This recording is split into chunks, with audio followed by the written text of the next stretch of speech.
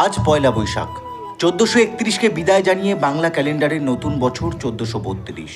নতুন পোশাক, গঙ্গা স্নান, দোকানে দোকানে হালখাতা আয়োজন করা, সঙ্গে শুভেচ্ছা, মিষ্টিমুখ, গান, জমজমাট আড্ডা। নববর্ষের আগমনে মেতে উঠেছে গোটা বাংলা। প্রিয়জনের সঙ্গে ভাগ করে নেওয়া নতুন বছরের আনন্দ। দক্ষিণেশ্বর থেকে কালীঘাট, সকাল থেকেই মন্দিরে মন্দিরে পুজো দেওয়ার লম্বা লাইন।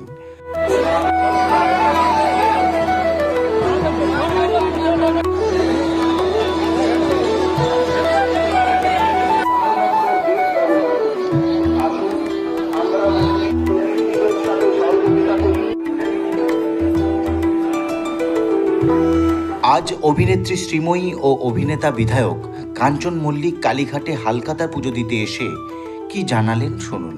ভালো এটাই চাই আমি, আর বেশি কিছু বলবো না। মানুষের মান আর হুঁশটা থাকুক, এটাই। আর সবাই যেন আর সব মানুষের মান আর হুঁশটা থাকুক, আর মানুষ যেন ওই হিংসত্ব মনোভাবাপন্ন থেকে একটু বেরিয়ে সবার শুভকামনা চাই।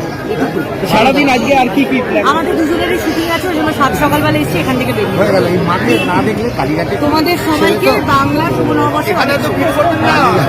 তো মাকে না আর আমরা কিন্তু প্রায়ই আসি, আমরা প্রায়ই মায়ের দর্শন।